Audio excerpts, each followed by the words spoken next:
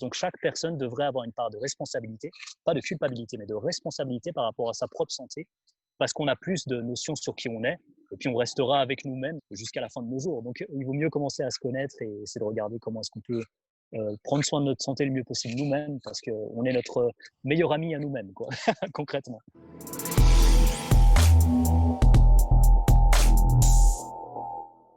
Bienvenue sur le podcast Upside Strength, la ressource numéro 1 pour toutes choses fitness et performance en Suisse. Aujourd'hui, j'ai la chance d'échanger avec Will Janssens, coach, éducateur et auteur de plusieurs ouvrages sur des sujets tels que la prise de masse, la sèche et les mensonges du fitness. Will, ça fait plaisir de se connecter avec toi finalement pour ce podcast. Yes, bah écoute, c'est un énorme plaisir de mon côté. Je suis enchanté de pouvoir rejoindre ton podcast et puis je me réjouis de voir ce que ça va donner. Donc, je suis à disposition pour les questions auxquelles je peux essayer de répondre. On va voir. Ouais, écoute, je me réjouis d'échanger avec toi. Pour commencer, pour donner un petit peu de contexte et pour ceux et celles qui ne te connaissent pas nécessairement, est-ce que tu peux nous parler un petit peu de ton parcours professionnel et qui tu es, qu'est-ce que tu fais, etc. Avec grand plaisir. Alors, n'hésite pas à me stopper si jamais je fais une première version brève et si ça s'étend un peu trop, tu me Non, coupes. mais Alors, comme tu as dit avant, on a du temps, donc pour moi, il n'y a pas de souci pour la super. version longue. Vas-y seulement. Ok, génial. Alors, je m'appelle William Janssens. À la base, Will, c'était simplement parce que, un, je préférais et deux, c'était un petit peu plus pratique. Donc, Will Janssens, en gros, j'ai un domaine académique au niveau de mes études. J'ai fait un parcours en sciences du sport. En équivalent en France, ce serait le Master STAPS. En Suisse, j'ai suivi celui qui s'appelle Entraînement et performance entre l'Université de Lausanne et de Genève, qui maintenant est centralisé sur Lausanne. Et j'ai bifurqué, on va dire ça, un peu plus du côté recherche clinique en rejoignant le département de physiologie à Lausanne. Donc, j'ai rejoint un groupe de recherche clinique autour du domaine de la prévention du diabète. C'était extrêmement intéressant. En gros, on faisait faire de l'activité physique à des personnes qui avaient plus de 60 ans et on regardait leur amélioration ou non. Et c'était plutôt une belle amélioration au niveau de la sensibilité à l'insuline. Avec, pour les geeks qui aiment peut-être les termes, on avait ce qu'on appelle des clans euglycémiques hyperinsuliniques. Donc, en fait, on regardait leur réponse à l'insuline très précisément, en tout cas selon les standards de la médecine, c'est ce qui est considéré comme le gold standard. Donc, on avait des mesures assez précises de ce côté-là, une intervention relativement longue, mais vraiment essentiellement d'activité physique. Et puis, j'ai eu la chance de prendre ce qu'on appelle j'ai pas pris moi-même, mais des biopsies musculaires. Donc, en gros, on prenait un morceau de muscle de nos sujets, qui étaient des sujets humains. Donc, c'est con, mais c'est important de le préciser dès qu'on parle de physiologie. Et je m'occupais de colorer par ce qu'on appelle de l'immunohistochimie, le morceau de muscle humain des sujets avant et après intervention. Et puis, on voyait différentes choses qui se passaient. Donc, comme les réserves de glycogène, qui sont les réserves de sucre qu'on a au niveau musculaire, mais voilà, sous forme de polymère de glucose, et d'autres choses comme la SDH, qui est, qui est un marqueur de la respiration cellulaire, en gros. Et c'était très intéressant, et moi, j'ai tout de suite adoré ce côté un peu geek, nerd du gars typique en blouse blanche qu'on va voir avec des petites pipettes qui sont en train d'essayer d'analyser des petits trucs. Enfin, c'était sympa, j'ai appris énormément de choses. Je pense que j'aurais pu faire ce que j'ai fait sur 2 ans, probablement seulement en 3 ou 4 mois, parce qu'après, c'est surtout des tâches très répétitives. Mais bon, cela dit, j'étais à fond là-dedans. C'était une expérience passionnante. J'ai pu regarder ce qu'on appelle le phénomène le processus de peer reviewing, qui est le fait de regarder avec des pairs PAIRS si un papier est plus ou moins valide. En gros, c'est un processus de validation avant que le papier sorte pour ceux qui parlent de recherche scientifique. Et c'était très, très intéressant. J'ai pu voir à la fois les avantages et, bien sûr, comme dans n'importe quel domaine, les désavantages, notamment ce qui se passe au niveau de la hiérarchie, au niveau scientifique. C'est pas forcément tout du bisounours, tout le monde est gentil et puis veut surtout comprendre la vérité. C'est des fois aussi un petit peu des jeux de puissance et c'est bien de l'avoir vécu pour s'en rendre compte. Donc voilà, en gros, j'ai été plongé là-dedans. De mon côté, peut-être du niveau plus sportif, athlétique. J'ai fait du badminton en compétition niveau national pendant une quinzaine d'années. J'ai essayé de percer au niveau international, ça a surtout fini par une blessure au bout de quelques mois, mais je suis parti en Angleterre pour m'entraîner avec des personnes qui ont vraiment un niveau international, c'était du pur plaisir. Mais voilà, j'ai fini par me blesser, j'ai fait ensuite des trucs qui n'avaient rien à voir, j'ai fait 3 à 4 ans de breakdance, b-boying, donc j'ai fait aussi de la force athlétique, donc du powerlifting. Je me suis entraîné pour une compétition on va dire de bodybuilding, mais ce ne sera pas forcément considéré comme tel. C'était Musclemania en 2014. J'ai testé plusieurs choses dans mon parcours sportif, on va dire ça. Je peux répondre à toutes tes questions sans problème tout à l'heure si tu veux. Et j'ai aussi écrit finalement 3 livres. Le premier sur la perte de graisse, parce que j'avais l'impression qu'au niveau scientifique, il y avait beaucoup de choses qu'on pouvait dire sur la perte de graisse, mais beaucoup de choses qui étaient vraiment présentées sous forme de raccourcis. Donc c'est vraiment, je pense, ce premier bouquin est vraiment plus de la vulgarisation scientifique sur la perte de poids orientée perte de graisse, donc dit indirectement tout en gardant du muscle. Comment est-ce qu'on peut perdre du poids sans y laisser sa santé? Parce que perdre du poids, c'est facile. On arrête de manger, dans 10 jours, on pèse moins de poids, 10 jours après, mais on peut faire beaucoup mieux, bien sûr. Donc voilà, deuxième ouvrage, Les mensonges du fitness, coécrit avec Tristan de Feuillevang, publié chez Amphora. Et troisième bouquin, qui est mon deuxième bouquin coécrit avec Christophe Bonnefond, dans la maison d'édition Ocré, qui s'intitule Les secrets de la prise de muscle. Donc voilà, c'est surtout, en gros, je suis un passionné à la fois du côté un petit peu nerd, taré, biochimie, physiologie, etc. Autant j'aime bien appliquer plein de choses moi-même, autant je me retrouve maintenant, aujourd'hui, avec un mode de vie entre guillemets simple, avec voilà, un poulailler derrière dans mon jardin, et puis on se réjouit d'avoir des œufs de la part de nos propres poules. Je ne sais pas si c'est un bon résumé, mais voilà un peu qui je suis. Je pense que c'est bien, ça sets the stage en anglais. Je cherche Ok, encore oui, quelques mots en français, mais ça donne bien l'idée du personnage, en tout cas pour moi qui ne connaissais pas personnellement avant. Tu as énormément d'expérience, comme tu as dit, dans des domaines très, très variés, ce qui va faire qu'on va pouvoir partir dans des directions et peut-être même des comment dire ça, des travers un petit peu d'un sujet à l'autre avec plaisir. sans trop de problèmes. Donc, je me réjouis de ça. Écoute, je vais commencer déjà avec ton expérience. Tu as parlé de ce que tu as fait en termes de recherche clinique et le processus de peer review. Donc, ça, c'est quelque chose qui est très intéressant parce qu'on parle toujours aujourd'hui de la recherche. Il faut que ce soit cité, il faut que ce soit démontré, sinon après on n'y croit pas, etc. Donc, est-ce que tu peux, dans les grandes lignes, nous donner un petit peu ta perspective, l'ayant vécu personnellement et professionnellement, de cet environnement-là, l'environnement de la recherche? Qu'est-ce que ça veut dire? Comment est-ce que c'est structuré? Tu as parlé de la hiérarchie aussi qui rentre en ligne de compte quand on essaie de faire valider des choses, d'aller de l'avant.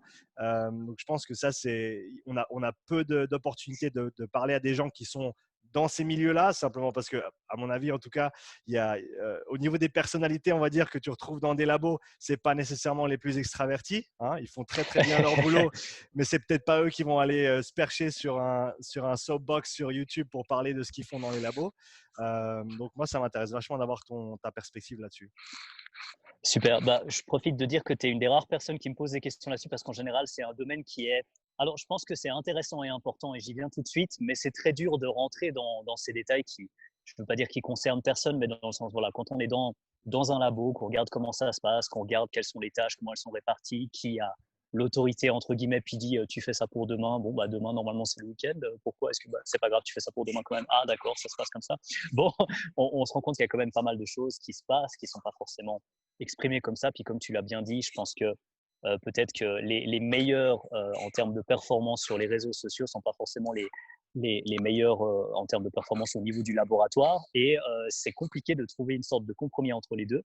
En ce qui me concerne, pour faire le pont, j'ai choisi personnellement de ne pas continuer vers un doctorat parce que c'était mon ambition principale à la base. Hein. Je me suis dit, bon, ben voilà, ça fait déjà 2 ans que je passe dans un groupe de recherche. Est-ce que je me vois de faire 3, peut-être 4, peut-être 5 ans de plus dans ce type de contexte-là? Est-ce que ça va être bénéfique? Est-ce que ça le sera dans mon épanouissement personnel, etc. Et j'ai choisi de prendre vraiment un tournant un peu différent et d'essayer d'être plus accessible avec l'utilisation des réseaux sociaux, ce qui m'a valu pas forcément que des commentaires positifs, mais dans l'idée, c'était d'essayer de parler plus de ce qu'on peut trouver, que je trouvais intéressant dans les labos, parce que c'est là qu'on va chercher les détails, c'est là qu'on va essayer notamment avec des analyses statistiques de dire, voilà, tel truc a l'air de fonctionner comparé à un autre, etc.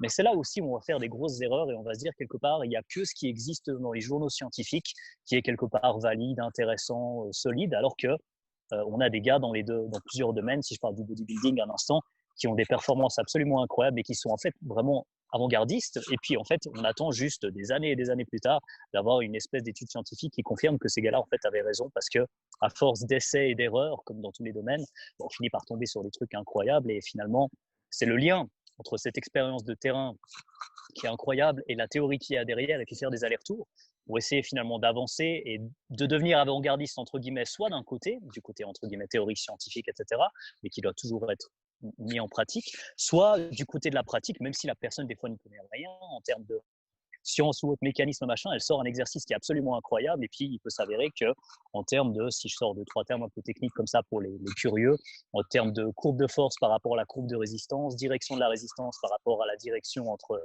l'insertion et l'origine musculaire, etc. Et puis entre globalement la qualité de l'exercice au niveau aussi de l'efficacité, peut-être de l'efficience d'un point de vue ratio risque-bénéfice, etc.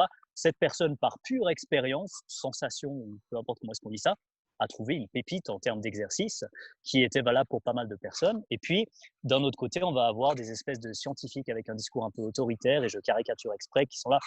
Le scientifique, c'est moi. Et ils remontent plutôt leur cravate quand ils sont bien présentés devant devant une caméra ou quelque chose et qui disent en gros j'ai fait tant d'années de machin, ce qui incite, blablabla, plein de trucs qu'on ne comprend pas parce que c'est des termes du jargon.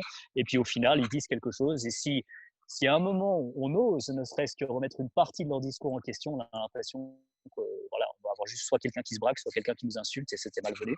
Et j'avais un problème avec les deux approches, pas dans le sens contre l'une ou l'autre, mais l'idée de rapprocher, en fait, de casser ce gap énorme qu'il y a entre les espèces d'intellectuels scientifiques qui pensent être un petit peu au-dessus de tout le monde et puis à l'inverse, ceux qui disent de toute façon la science c'est de la merde, moi tant qu'on ne m'a pas montré en pratique, je suis un peu informel, hein, désolé, tant qu'on ne m'a pas montré en pratique que quelqu'un avait des plus gros biceps que moi, je ne l'écouterais pas. Et bon, les deux approches sont ridicules et l'idée c'était de voir si on pouvait approcher ça avec une forme d'ouverture d'esprit dans un monde où parfois c'est pas facile d'avoir ce que j'appelle un ego bien placé, c'est-à-dire connaître sa place, mais pas le faire au détriment des autres, avec un ton un peu condescendant, mais plutôt vraiment dans une démarche de compréhension et mettre son ego, entre guillemets, dans le côté de l'honnêteté intellectuelle et le fait d'aller le plus loin possible dans la compréhension d'un phénomène, quitte à, un jour ou l'autre, dire « je me suis planté, c'est comme ça, mais en tout cas, on continue d'avancer ». Donc voilà, globalement, ma position, c'est que c'était super cool de voir ce qui est considéré comme le plus haut niveau de recherche scientifique sur des humains. Mais si on voit ça juste de l'extérieur, sans voir ce qui se passe à l'intérieur, on rate quand même pas mal d'énormes biais. Et là, je vais peut-être pas forcément faire que les amis, mais dans ce qui se passe au niveau scientifique, parce que il y a plusieurs petits dictons comme ça qui tiennent publish or perish. Concrètement, soit tu publies, soit t'es personne. Un peu comme si tu publies rien sur les réseaux, t'es personne dès le moment que tu publies rien. C'est la même dynamique, mais avec les journaux et puis avec un certain impact facteur, avec une espèce de jeu de puissance. Ah, t'as publié dans tel journal. Bon, bah, écoute, Coco, moi j'ai publié dans Nature, donc on va te faire. Voilà. Non, je caricature à peine, malheureusement. Et c'est compliqué de s'assurer que dans les discours et dans la recherche d'informations pertinentes qui peuvent être ensuite mises en pratique, on tombe vraiment sur des personnes qui sont 100% dans le fait de vouloir avancer et faire avancer les choses en toute honnêteté intellectuelle. Et il en existe des personnes, et j'ai eu énormément de chance, j'ai pu en croiser plusieurs. Et en gros, c'est ça mon drive, c'est d'essayer de pouvoir faire un petit peu le pont. Je suis aussi membre de l'Association suisse des préparateurs physiques, où voilà, on essaie de montrer, bon, pour les personnes qui ont un master en sciences du sport, qu'on a 2-3 choses à amener dans le domaine. C'est pas juste une question de prétention, mais on peut être très vite coach à peu près n'importe où, n'importe comment. On peut s'auto-proclamer coach aussi. Et voilà, bon, bah, il y a des personnes qui font du très bon boulot. Il y a aussi des charlatans incroyables. Je mentionnerai personne directement et ce sera jamais ma politique. Mais voilà, l'idée, c'est d'essayer de faire le lien entre les deux. Donc, je suis allé un peu dans les détails. J'essaie de pas trop perdre les personnes qui n'ont rien à faire de la science, mais je pense que science sans application de celle-ci ou sans l'incarner quelque part d'une certaine manière, bah, on va pas très loin parce que, pour finir sur une citation de William Blake, The true method of knowledge is experiment. Donc c'est vraiment à travers l'expérimentation qu'on peut améliorer nos connaissances et c'est ces allers-retours entre la théorie et la pratique, les essais, les erreurs qu'on finit par avancer, vraiment faire des choses, je pense, qui en valent la peine. Voilà un peu mon approche, ma compréhension de l'approche. J'aime beaucoup ce que tu as dit. Une ou deux choses qui sont ressorties pour moi. La première, c'est l'honnêteté intellectuelle, qui je pense est extrêmement importante. Que ce soit quand tu as un petit peu, on va dire, caricaturé les deux côtés, rat de laboratoire pour parler grossièrement, et puis la personne de terrain, on va dire, qui s'en fiche un petit peu de ce qui se passe dans les labos. Mais dans les deux cas, en fait, ça peut être fait bien, ça peut être fait avec un esprit, comme tu as dit, une honnêteté intellectuelle, c'est avec une méthode scientifique et un esprit scientifique, le gars qui est sur le terrain, même si c'est son N of one, si tu veux, mais il peut intellectuellement, il va être honnête avec lui-même dans le sens où il va être rigoureux, je vais essayer ça, si ça ne marche pas, ben, on passe à autre chose, j'essaie autre chose, et au fil du temps, tu as un processus qui, en fait, qui est un processus scientifique en fait, qui est simplement appliqué, qui n'est pas avec des cohortes importantes, etc., mais qui est dans une honnêteté intellectuelle avec soi-même. Et dans un même temps, comme tu as dit, les personnes dans le labo, ça peut être fait comme ça aussi. Après, un dicton qui revient souvent, c'est la science avance une pierre tombale à la fois, dans le sens où les gens qui ont publié pendant, comme tu as dit, tu publies dans des grands journaux, tu te fais une réputation. Ensuite, tu as quand même t'as le dessus un petit peu sur ceux qui arrivent, qui sont nouveaux, qui ont pas publié, etc. Et je pense un des problèmes, ou c'est même pas un problème, c'est juste un des faits de la science, c'est que on est limité par les outils de mesure qu'on a à disposition. Et avec la technologie qui avance, nos outils de mesure se précisent. Et ça fait qu'en fait, il y a certaines théories qu'on tenait il y a 10, 20, 30 ans qui peuvent être complètement changées du fait qu'on change les outils de mesure. Et maintenant, on a accès à une vue qui est beaucoup plus précise qu'avant. Je prends notamment l'exemple de ce qui se passe au niveau bioénergétique.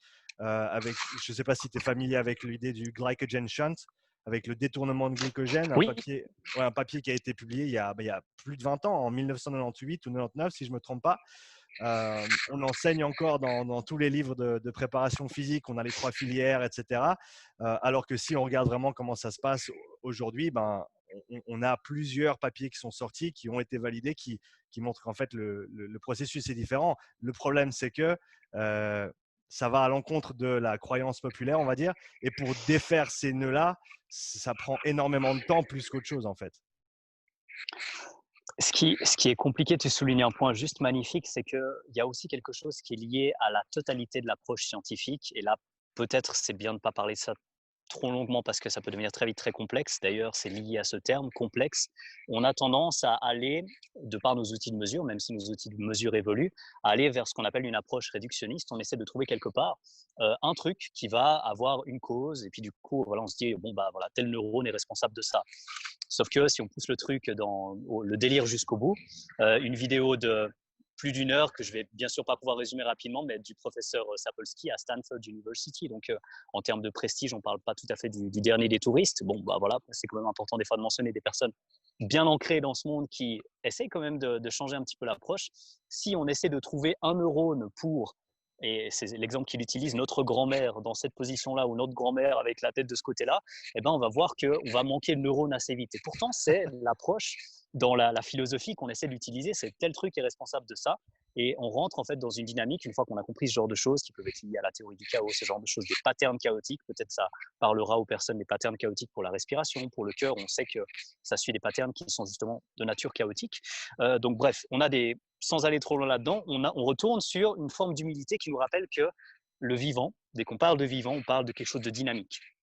Et lorsqu'on étudie quelque chose qui est mort, notamment ce que j'ai fait en immunohistochimie avec ce qu'on appelle des colorations, des préparations qui sont colorées pour ensuite faire sortir quelque chose. Par exemple, moi, je regardais personnellement le glycogène et la SDH. Eh ben, est-ce qu'on observe le vivant? Bah non. Je suis capable de le dire, non. La cellule, je vais être un peu informel, elle est morte, elle est défoncée. Et puis ce qu'on voit, selon des scientifiques vraiment sérieux, c'est pour beaucoup des artefacts. Mais nous, on est convaincus qu'on a nos trucs dans les textbooks, etc. Puis on est vraiment sûr que ce qu'on dit, c'est quelque part la vérité. Et je pense que ce qui est intéressant dès le moment qu'on a ce type de démarche, c'est que oui, on peut croire en l'amélioration de la qualité des mesures, mais dès le moment qu'on comprend la dynamique et la complexité de notre corps, qui est une organisation de système, donc on peut parler de système respiratoire, on peut parler de système reproducteur, on peut parler de plein de choses, mais on est une organisation de système, donc c'est encore plus complexe que ça. Et en gros, dès qu'on parle du vivant, ce qui est génial, c'est que c'est à la fois passionnant et à la fois ça pousse à une humilité vraiment profonde. Donc oui, on va pouvoir progresser, mais ça dépend aussi dans quelle démarche on se situe. Et en ce moment, c'est encore un gros changement qui s'appelle même un changement de paradigme. Et c'est encore plus compliqué que ça. Je ne sais pas du tout si tu vas aller de ce côté-là, mais c'est pour dire, même je pense, la science avec des outils incroyables, si elle reste dans un paradigme qui est celui de la démarche réductionniste, on va quand même clairement faire face à certains murs assez rapidement, quoi. Non, je suis Donc voilà. d'accord. Non, écoute, je pense que c'est bien. J'ai pas d'agenda personnellement, dans le sens où Ok. je sais que tu es un gars avec énormément de profondeur dans la façon dont tu penses aux choses. Donc, moi, ça me fait plaisir de partir dans toutes les directions possibles. Donc, te restreins pas si tu veux partir sur quelque chose. Vas-y seulement, ça fait absolument plaisir. Ok. Mais oui, pour revenir sur ton point de ne pas partir dans le réductionnisme absolu, on va dire, dans la façon de faire de la recherche, pour revenir peut-être au point bioénergétique que j'ai mentionné avant. Il y a maintenant des outils qui nous permettent de mesurer des choses en temps réel, comme je ne sais pas si tu es familier avec le Moxie, qui te permet Oui, bien sûr. J'ai vu une équipe de hockey, je crois que c'est l'équipe nationale de hockey qui Ouais, utilise ça avec un préparateur physique qu'on a pu justement rencontrer. Puis c'est incroyable de voir justement la dynamique en temps réel, c'est un truc de ouais. fou. Ok, trop Et cool, je donc, savais pas que tu allais parler de ça. ouais, donc tu as ces réponses, on va dire, ce retour, ce feedback instantané de ce qui se passe au niveau local, en tout cas au niveau musculaire. Et ce qui est intéressant, c'est quand ça commence à se rejoindre avec la recherche qui a pu être faite sur ces sujets-là. Et là, ben, si on veut, on commence aux deux extrêmes. Si on veut, on a la pratique et on a la recherche. Et si on arrive à trouver un modèle qui fait que ça se rejoint à peu près au milieu, ou en tout cas ça se parle, on va dire, on sait qu'en tout cas, on va dans une direction qui est potentiellement positive. Ouais, ça c'est ultra puissant. C'est très rare et bah, c'est un très bel exemple. Toi, tu utilises ça personnellement, si c'est pas indiscret, ou tu l'as Non, non, déjà vas-y. vu? Moi, Non, j'ai pu le tester. alors, j'ai commandé mon unité. Ok. Elle est bloquée aux États-Unis à cause de la poste en ce Oh moment. merde, ouais, classique. Ouais, donc je l'attends avec impatience. J'ai fait énormément, enfin énormément. J'ai passé 3-4 semaines à consommer tout le contenu que je pouvais trouver sur on va dire, la méthodologie, l'unité en elle-même, comment ça s'applique, tout ce qui est, bah, encore une fois, niveau bioénergétique, physiologique, sur la fondation, on va dire, sur laquelle repose la technologie, si on veut. Donc c'est un sujet qui m'intéresse énormément dans le sens où j'avais bien compris les filières, j'avais bien compris les temps d'effort, les domaines énergétiques, les temps de repos, etc. Et c'est venu tout casser en fait. Enfin, non, pardon, je vais reformuler. Ça n'a pas tout cassé. Ça a cassé, on va dire, la fondation théorique qu'il y avait derrière. Parce qu'en en fait, les méthodes de travail qu'on utilise, on les a appliquées, on sait qu'elles fonctionnent. On sait comment développer quelqu'un sur du sprint, par exemple. On sait qu'ils ont besoin de plus que 10 secondes de repos entre des sprints de 20 ou 30 mètres. Donc, ça, les méthodes d'entraînement, on les connaît. Après, juste parce que la théorie derrière, la science derrière change, ne veut pas nécessairement dire que les méthodes changent. Donc, je pense que c'est important dans ces transitions-là de pas non plus, je ne sais pas si y a une expression en français, don't throw the baby out with the bathwater. Donc, jette pas le bébé avec l'eau du bain.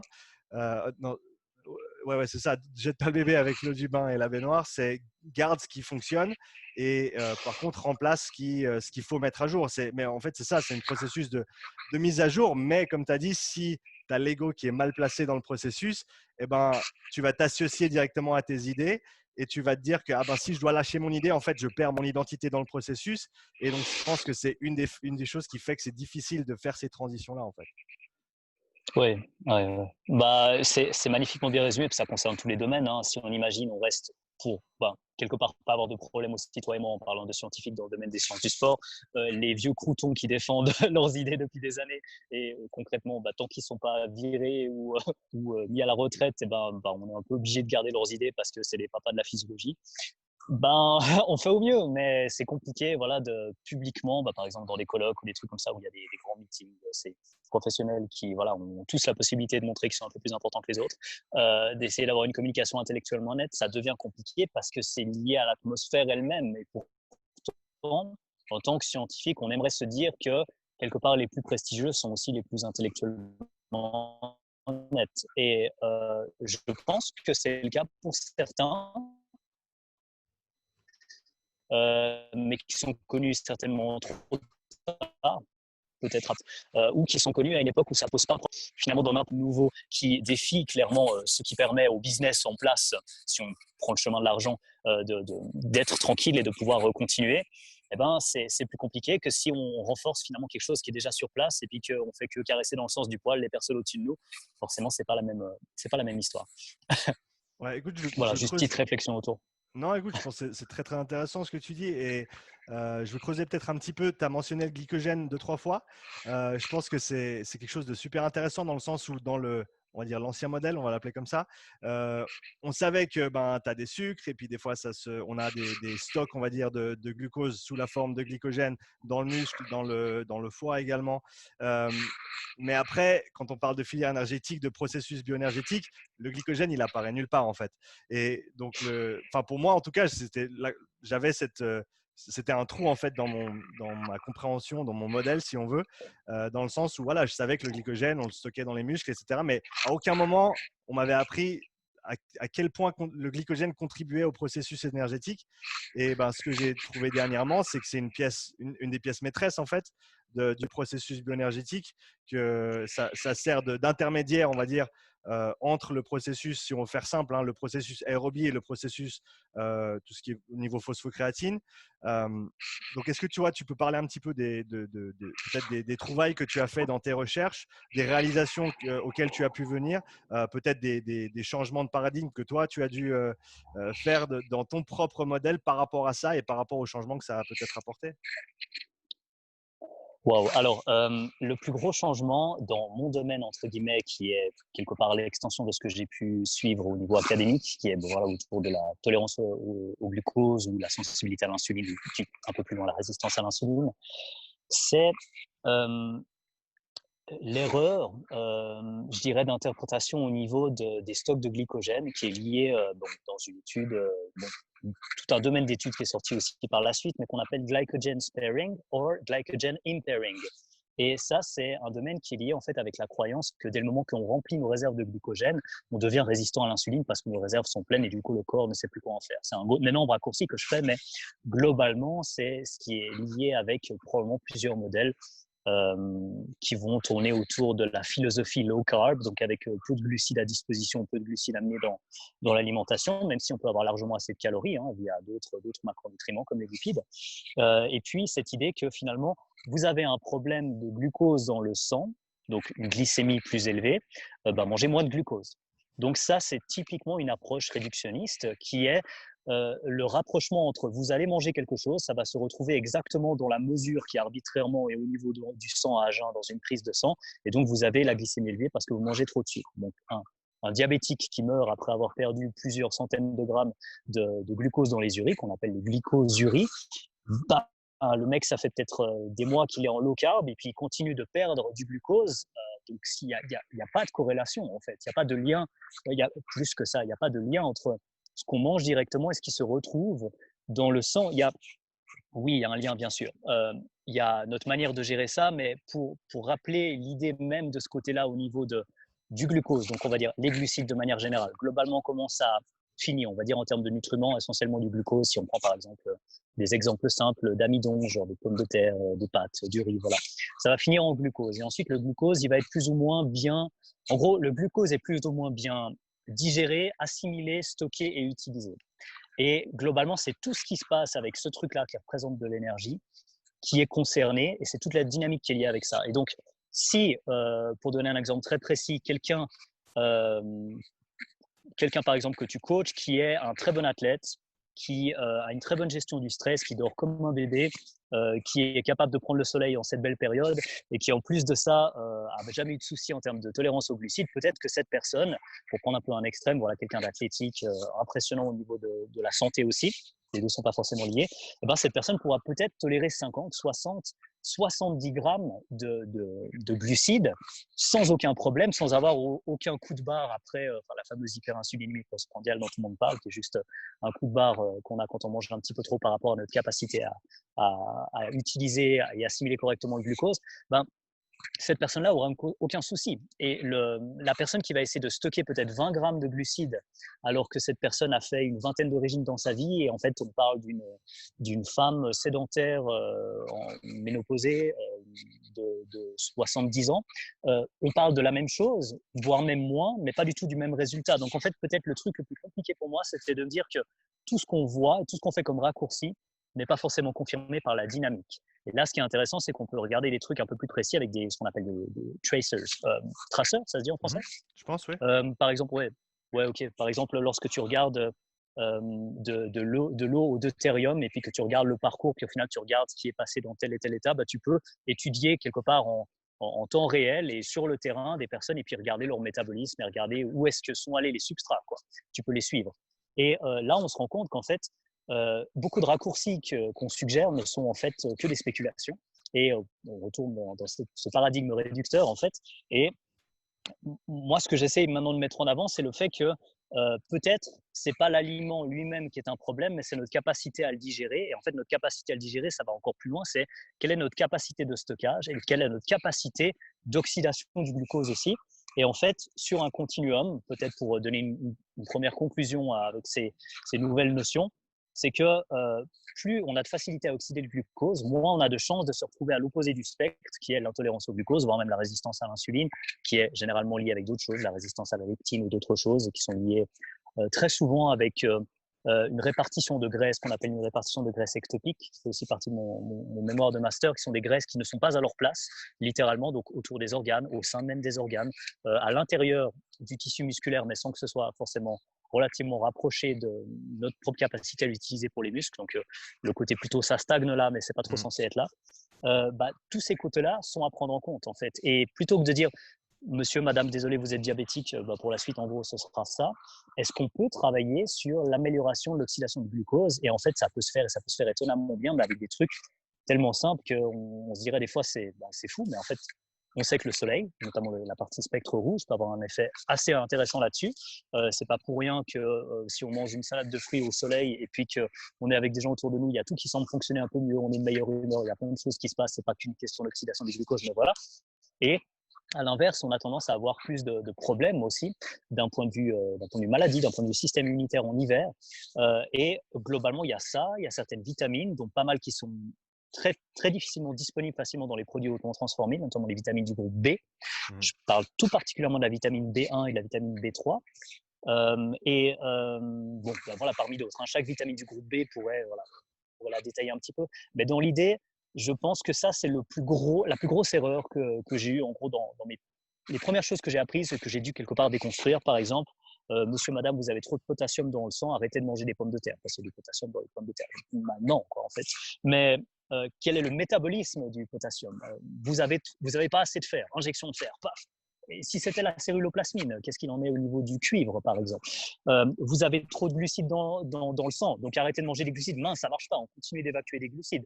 Donc en fait, c'est cette idée de dynamique qui revient vers un principe peut-être fondamental qui est très simple, c'est cette idée de compenser d'une certaine manière les pertes. Par exemple, quand on transpire, c'est pas très compliqué de se dire, bon, on évalue qu'on perd tant de sodium, tant de potassium, tant de machin, puis on essaie de plus ou moins compenser, puis ça peut être intéressant ou non de compenser directement. Est-ce qu'on prend juste de l'eau? Est-ce qu'on prend de l'eau et des électrolytes? Est-ce qu'on prend du lait, où il y a déjà une forme d'équilibre assez fou, mais du coup on manque de glucides, donc du lait au sirop d'érable ou du lait au miel, ce serait quelque chose d'excellent. Mais bon, du coup, ça remplit les poches de personnes, donc on donne plutôt du lactosérum, et puis voilà. Il y a plein de théories possibles, mais dans l'idée, cette idée, c'est toujours ça, c'est la dynamique et c'est le métabolisme de chacune des choses, est-ce qu'il fonctionne bien ou non. Et si ce qui est censé être à une certaine place fonctionne bien, je pense que c'est une meilleure manière de se poser la question, est-ce que le fer est là où il est censé être? Est-ce que le calcium est là où il est censé être? Sinon, on va dire, vous avez trop de calcium dans le sang, mangez moins de calcium. Pourtant, ne mangez pas assez de calcium, ça active quelque chose qu'on appelle la PTH, la parathyroïde hormone, et cette hormone-là est directement liée avec l'utilisation du calcium de nos os pour le mettre ailleurs. Donc, on peut se retrouver en mangeant moins de calcium avec plus de calcium dans les tissus mous, ce qui est l'inverse de ce qu'on cherche. Donc, c'est cette idée de dynamique. Quel est le métabolisme de l'élément en question, de la vitamine en question, etc. Et puis, là, du coup, on commence, je pense, à se rapprocher d'une possibilité de meilleure compréhension. Et je pense que ce dont tu parles avec le glycogène et puis le MOXIE et puis ce qu'on peut voir en pratique, c'est quelque chose qui se rapproche là, on étudie vraiment le vivant, le concret, on peut regarder les performances, et puis même si on peut garder peut-être exactement les mêmes stratégies en pratique, la compréhension est meilleure, et peut-être que là, les quelques pourcentages de performance en plus, on va les obtenir grâce à ça, alors qu'on ne les avait pas auparavant. C'est une manière, j'ai essayé de faire une sorte de pont entre ta question et puis ce dont on parlait avant. Mais Non, je pense que ça a beaucoup de sens, comme tu le dis. Et je vais refaire un pont dans ton sens aussi. Je pense cool. que la réalisation à laquelle on arrive en utilisant le MOXIE, c'est que on connaissait déjà les protocoles d'entraînement qui fonctionnaient, mais pour certaines personnes, ça marchait bien, pour d'autres, ça marchait moins bien, pour encore d'autres, ça avait l'effet contraire. Donc, on se disait, bon, bah, ça marche plus ou moins bien. Donc, voilà, tu vas faire tes 3/4 d'heure avec ton BPM entre 100 et 130. Ça va être bénéfique pour toi. Va faire ta longue course parce que tu as besoin de X, Y, Z. Mais voilà, j'ai un coach aussi que je connais, Justin Moore, il s'appelle, aux États-Unis. Et il avait essayé justement de suivre cette philosophie on va dire, du modèle précédent. Et lui, il allait faire ses longues courses, etc. Mais il a mis son Moxie un jour pour aller faire sa course. Et il réalisait aussi qu'après ces longues courses, qui normalement elles devaient être de la basse intensité, il devait se sentir mieux après, il devait se sentir mieux le lendemain, eh ben, il était complètement détruit le lendemain.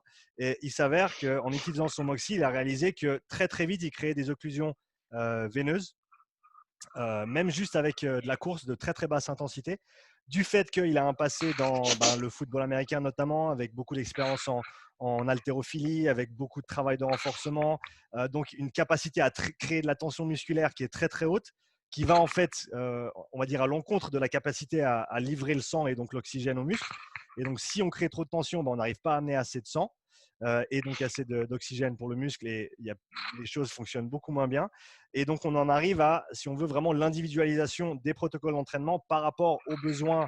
Je ne veux pas aller trop loin, mais je vais tenter d'utiliser le terme physiologique des gens. Pour faire le pont dans ton sens, je pense une des choses pour moi qui est ressortie de ce que tu as dit avant, avec la capacité à oxyder les sucres et le glucose ou glycogène, c'est que chacun va avoir une réponse très très différente, et que ce qu'on voit énormément, et ce que je vois que tu combats, on va dire, avec ferveur tous les jours sur les réseaux sociaux, c'est que c'est très très difficile, surtout en nutrition, à mon avis beaucoup plus en nutrition que dans le monde, on va dire, de la performance et de l'entraînement, d'avoir comme on dit, des blanket statements, on va dire des choses très très simples qui s'appliquent à tout le monde dans tous les domaines, surtout dans le domaine de la nutrition. Et j'aimerais bien que tu en parles un petit peu plus, le niveau d'individualisation qu'il faut en fait dans la nutrition pour qu'il y ait un protocole adapté, parce que en plus, même pour la même personne, dans le temps, les choses changent, l'environnement, on va dire la flore intestinale change. Je veux dire, j'ai expérience personnelle avec ma femme qui, il y a 5 ans en arrière, était littéralement presque allergique à la viande de bœuf. Donc, elle avait des migraines dès qu'elle en mangeait. Elle a fait des tests sanguins. C'est revenu comme la chose la plus réactive par rapport à son test sanguin, sans aller dans trop de détails. Elle n'a pas mangé de bœuf pendant 2 ans. Et après ça, pas directement après, mais et on en avait parlé un petit peu indirectement sur Instagram, du carnivore diet, donc de manger essentiellement que de la viande ou que des produits animaliers, en sachant que ma femme a aussi souffert et souffre encore de fatigue chronique et de douleurs chroniques. Et comme, on va dire, test, elle avait fait cette expérience pour elle-même de voir si je fais ça, est-ce que ça va m'aider, et avait trouvé que pendant 3 mois, elle a mangé presque exclusivement de la viande de bœuf. Et elle s'est jamais sentie mieux en fait que pendant ces 3 mois où ça a très très bien marché. Et donc, c'était une longue façon de dire que même pour une personne, d'une année à l'autre ou d'une décennie à l'autre, les besoins et les besoins alimentaires peuvent être complètement différents. Alors ouais, tu mentionnes plusieurs points. Je vais essayer de faire une synthèse de ce que tu dis en parlant peut-être du truc le plus simple, mais je pense qu'il va être important pour toute la suite. C'est que, par exemple, toi et moi, ce soir, on mange un repas qu'on mange habituellement, et demain soir, on mange le même repas, sauf qu'entre deux, toi et moi, on a dormi 3 heures seulement. Je sais pas, on s'est rencontrés pour la première fois, puis finalement on a fait la fête toute la nuit parce que j'ai compris que tu étais vraiment sympa, puis voilà. En plus, on a picolé, on a mal. Bref, le lendemain, on est stressé, on a, on a la gueule de bois, on n'a pas bien dormi, et on mange le même repas le lendemain. Est-ce qu'on va le métaboliser de la même manière? Non, c'est ça qui est intéressant, déjà pour une même personne, avec un exemple tout con, un mec qui est facile à reproduire, sans dire que c'est ce qu'il faut faire, bien sûr, ne pas dormir quelques nuits de suite. Et on voit, et ça c'est des données qui sortent déjà très largement depuis un petit moment, l'intolérance au glucose augmente considérablement avec déjà 4 nuits de sommeil qui sont en deçà, je crois, ça doit être entre moins de 5 ou 6 heures. Donc c'est pas fou, hein, des personnes qui 4 nuits de suite dorment moins de 5 ou 6 heures, c'est pas non plus un truc complètement taré dans notre monde stressant de la vie de tous les jours, où des fois les personnes préfèrent regarder un Netflix le soir que se lever après 9 heures de sommeil. Je veux dire, c'est pas complètement fou ce dont je parle. Donc ça va très vite. L'inverse est aussi cool, c'est aussi possible. C'est-à-dire qu'en très peu de temps, quelqu'un qui ne digère pas bien quelque chose, tu as parlé de flore intestinale, ce qui est extrêmement intéressant parce que ça part un peu dans tous les sens. Il y a des personnes qui disent du coup il faut un maximum de bactéries et qu'elles prolifèrent au max, d'autres qui disent finalement le mieux c'est de prendre des antibiotiques et puis du coup laisser la flore se refaire d'elle-même, donc ça peut un peu partir dans tous les sens. C'est juste pour te parler de la controverse qui existe très largement dans ce niveau-là. Mais ça peut aller très vite les changements. Et donc si on imagine que quelqu'un qui ne tolère pas du tout, par exemple, le lait. Déjà, il y a plusieurs formes de lait, donc on va faire passer une personne qui ne digère pas de lait du tout à une forme de lait cru biologique, peut-être comme par exemple, moi j'ai beaucoup de chance, je vis à côté d'une ferme et puis ben, voilà, c'est des vaches qui sont nourries aux alpages, donc je pense qu'en termes de qualité, c'est difficile de faire mieux. Mais si je bois ce lait-là comparé à un autre lait, peut-être que je vais le tolérer beaucoup mieux aussi. Donc pour une même personne, c'est déjà une première chose. Mais pour une personne qui est totalement lactose intolérante, comme on a tendance à le dire, et qui finalement améliore certaines choses. Par exemple, quelque chose qui maintenant commence à être reconnu un petit peu plus, qui s'appelle le SIBO, Small Intestinal Bacteria Overgrowth, qui est le fait d'avoir une prolifération bactérienne dans la partie supérieure du tube digestif, au-dessus du gros intestin, en gros. Et ben, ce type de problème, si on arrive à les régler ou à les atténuer, ben, on peut améliorer de nouveau notre tolérance à plusieurs choses parce qu'on améliore de nouveau le fonctionnement de pas mal de disaccharidases, comme on les appelle. Et donc, on peut peut-être mieux tolérer les fruits, le miel et le lait, simplement parce que, quelque part, nos bactéries ne sont pas trop proliférées à un endroit où elles ne sont pas censées avoir trop proliféré. Et donc, ça peut aller sacrément vite, c'est un truc de fou. Et au niveau de ce que tu as dit par rapport à cette expérience qui peut sembler curieuse aux yeux des gens de la carnivore diet, il y a plusieurs théories derrière le fait d'avoir une amélioration très rapide de pas mal de choses. En général, si tu supprimes beaucoup d'alimentation, une grosse part de l'alimentation qui vient des plantes, tu peux éviter pas mal de choses qui sont liées au LPS, aux lipopolysaccharides, ce qu'on appelle aussi les endotoxines. Et en fait, évidemment, on est des organismes monogastriques comparés aux ruminants, par exemple, qui ont 4 compartiments dans le système digestif et qui peuvent digérer extrêmement bien tout type de plantes. C'est impressionnant de voir le nombre de trucs qu'ils peuvent manger et assimiler correctement. Mais bon, ils ne mangent pas non plus 2 kilos par jour. C'est des quantités juste colossales. Mais bref, c'est pour la petite histoire, pour dire, pour un être humain à court terme, voir des améliorations importantes en carnivore diet, par exemple, une des hypothèses, c'est la diminution des LPS. Ça semble tout à fait cohérent aussi avec des choses qu'on verra au niveau de la diminution des problèmes articulaires, ce genre de choses. Et après, ce qu'il faut voir, c'est si petit à petit, c'est pas possible de réintégrer petit à petit des glucides en fonction de l'amélioration de l'oxydation du glucose. Et aussi, pour la petite histoire, il y a quelque chose de marrant enfin marrant, non, c'est pas très drôle, je suis désolé, c'est un mauvais départ. Pour la viande, entre la viande de supermarché et la viande qui a été, entre guillemets, fraîchement mise à disposition, on parlait de glycogène, il y a plus de glycogène, bien sûr, dans la viande plus fraîche. Et ensuite, il y a l'état de stress de l'animal aussi qui peut jouer un rôle parce que le stress va détecter plusieurs choses. On sait pour l'humain que si on est très stressé, on va perdre plus rapidement du magnésium, par exemple. Mais le magnésium, on sait qu'il se lie notamment avec l'ATP au niveau cellulaire. Donc, si on perd de l'énergie, donc pour simplifier, on va dire, on perd du glycogène et du magnésium au niveau musculaire, et puis qu'en plus l'animal est mort, on se rapproche beaucoup plus de ce qu'on appelle la rigidité cadavérique, ce steak que vous allez manger qui est juste impossible à mâcher parce qu'il est juste totalement crispé. Contrairement à peut-être, je ne sais pas, je vais prendre l'extrême de l'extrême, vous avez peut-être entendu parler du bœuf de Kobe ou ce genre de choses, ou certaines viandes de qualité incroyable, où les vaches vont être massées avec une forme de... Enfin bref, dans l'idée, même la viande n'est pas de la viande. La viande conservée comme elle l'est dans les supermarchés ne sera pas forcément de la viande que vous allez chercher chez le boucher. Et, je sais pas, le boucher peut vous dire, bon bah voilà, ça c'est un troupeau de vaches qui s'est baladé ici, l'année de telle date à telle date, elles sont dehors en train de brouter ici. Ensuite, bien sûr, en hiver il fait froid, donc de là à là, elles ont telle réserve. En général, leur alimentation c'est ça.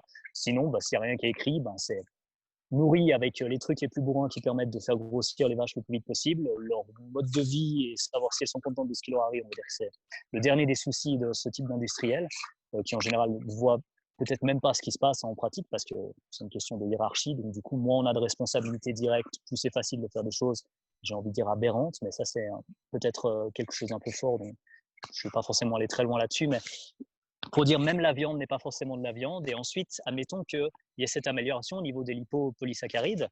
Au final, notre cerveau a toujours besoin d'une quantité importante de glucides. Et donc, même si on peut peut-être l'obtenir avec des tranches tout à fait particulières au niveau de la qualité de la viande, je pense que réintroduire quelque chose comme des fruits, peut-être même quelque chose d'aussi horrible selon certains que des jus de fruits pressés, voilà, ça peut nous permettre d'aller plus proche de la physiologie de l'être humain qui est, je pense, selon ma compréhension actuelle, de garder plus ou moins 37 degrés de température corporelle, pas uniquement au niveau du crâne, mais globalement, pour se sentir bien, pour que tout ce qui se passe au niveau enzymatique aussi fonctionne bien. Vous savez probablement que la température, si elle diminue ou si elle augmente, ça change beaucoup de choses au niveau des réactions chimiques. Donc pour les personnes qui veulent faire varier des possibilités de réaction, vous savez que la température peut être un critère extrêmement important, comme le pH par exemple. Donc garder notre organisme à 37 degrés, c'est une manière de le faire fonctionner bien correctement. On connaît les variations avec la fièvre, mais on ne se dit pas que c'est normal, en fait, pour la population actuelle d'avoir un léger déclin de la température au fil du temps.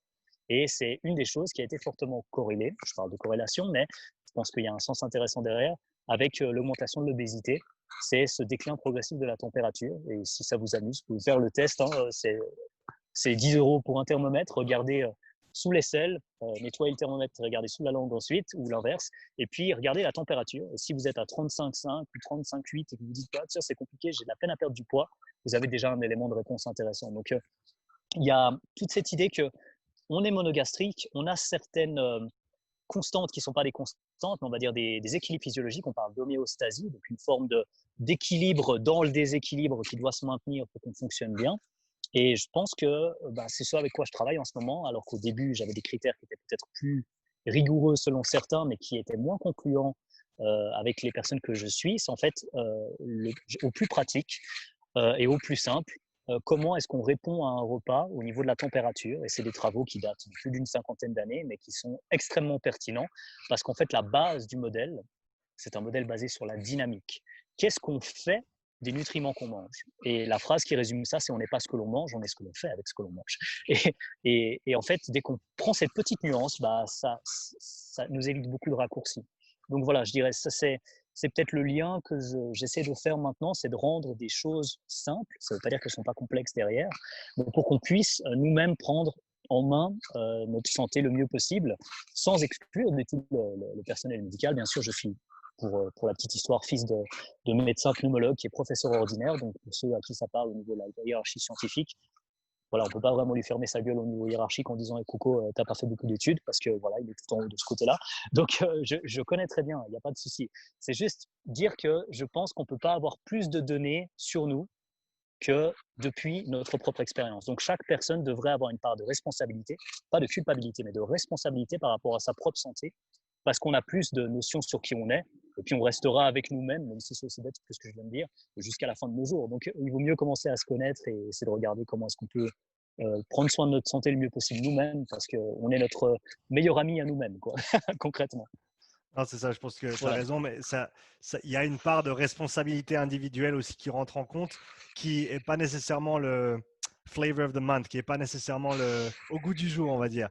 Dans le sens où on aime bien, je généralise encore une fois, hein, Déléguer. c'est facile, on aime bien déléguer, on aime bien pointer du doigt et on aime bien dire non, non, c'est pas ma faute, c'est lui ou c'est elle ou c'est ça. Plutôt que de se dire non, non, il faut que je me prenne en main, il faut que je fasse quelque chose pour moi. Et c'est de là où tout bon travail commence en fait. Dès le moment où on se retourne vers soi-même pour se dire ok, maintenant on va travailler ensemble avec soi-même, c'est à partir de ce moment-là qu'on peut faire des progrès. Mais tant qu'on est fixé sur, on va dire une victim mentality en anglais, donc L'attente que quelqu'un nous sauve, quoi, en gros. Vraiment. exactement, de se dire que je suis simplement la victime de mon environnement, des gens autour de moi, de ce qu'on m'a fait, etc. Sans prendre responsabilité de sa propre vie, en fait, on n'arrive pas vraiment à aller de l'avant. Ouais. C'est un des rares trucs pour lesquels je suis à peu près certain, c'est ce que tu viens de dire. Je me dis vraiment, je ne vois pas en fait comment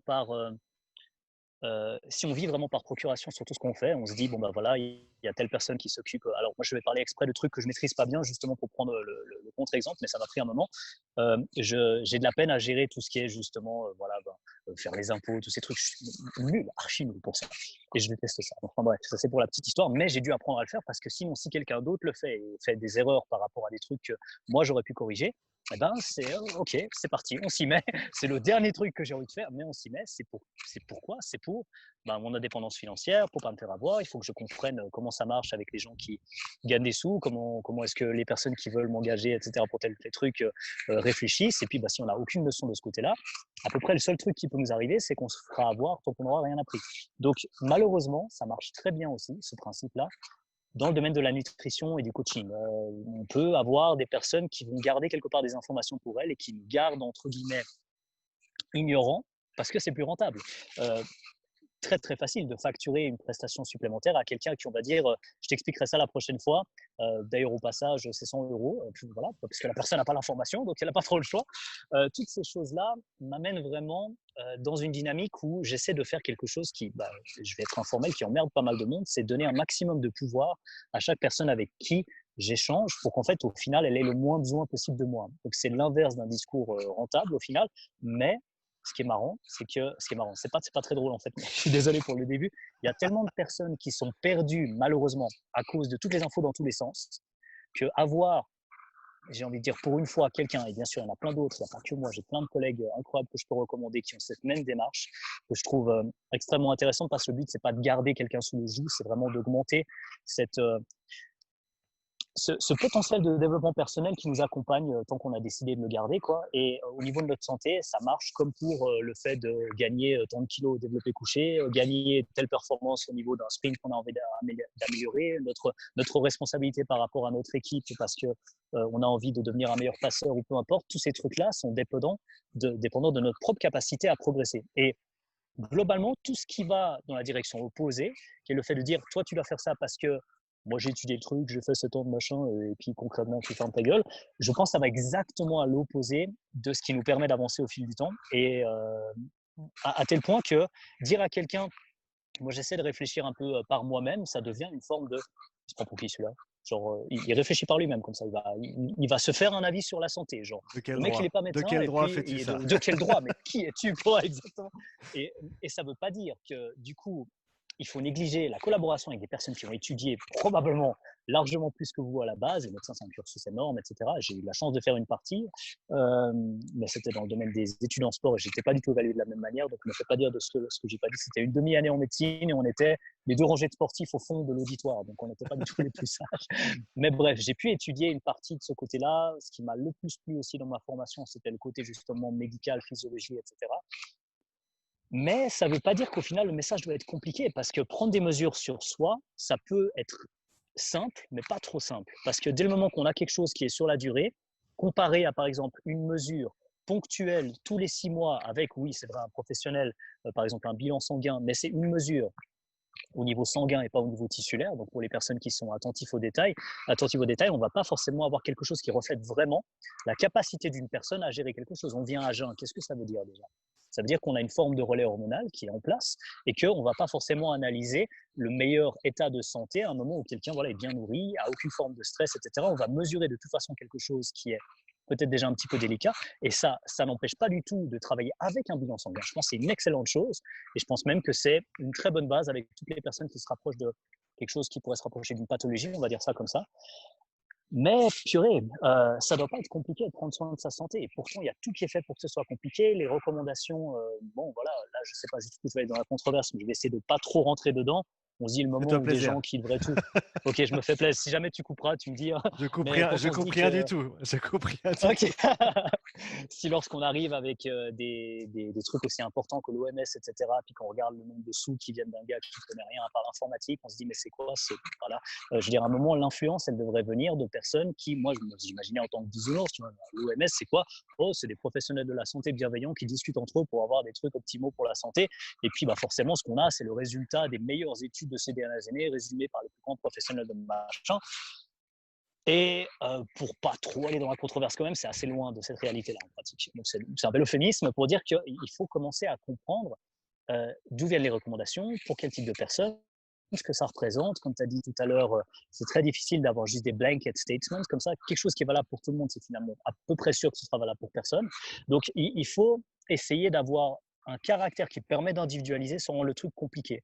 Et dans ces critères-là, les plus efficaces que j'ai pu trouver, qui sont à la fois des facteurs globalisants mais précis. C'est des trucs aussi simples que la température, la fréquence cardiaque, l'évolution du poids en moyenne par semaine, parce que le poids il peut fluctuer d'un jour à l'autre, mais si on prend une moyenne d'une semaine par rapport à la moyenne d'une autre semaine, on a une assez bonne idée quand même de ce qui se passe.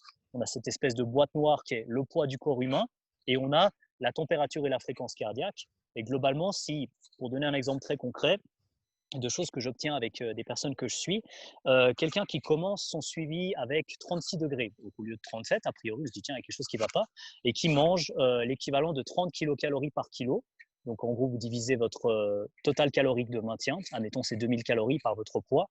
Donc, si vous faites 50 kilos et que vous mangez 2000 calories, 2000 divisé par 50, ça vous fait 40 kilocalories par kilo. Donc, j'aime bien standardiser parce que si on dit il fait 100 kilos et puis il mange 3000 calories, ou si elle fait 50 kilos et puis elle mange 2000 calories, la petite femme en question mange plus que le colosse de 100 kilos parce qu'elle a un plus gros débit, un plus grand taux métabolique. Donc, pour faire simple, si cette personne commence à 36 degrés, avec par exemple 30 kilocalories par kilo, puis que chaque semaine, elle gagne 0,1 degré, ça semble rien du tout. Mais ça veut dire que 5 semaines plus tard, elle a gagné un demi-degré. Et qu'au fur et à mesure, on augmente les calories, certaines calories, pas des graisses de forme ISO4, je suis désolé de nouveau la controverse, sont des graisses polyinsaturées qu'on trouve dans les huiles industrielles végétales. Voilà, à part un poison, je pense que c'est pas grand-chose, en tout cas pour la consommation humaine. C'est peut-être pratique pour la peinture, mais en tout cas pas pour la digestion.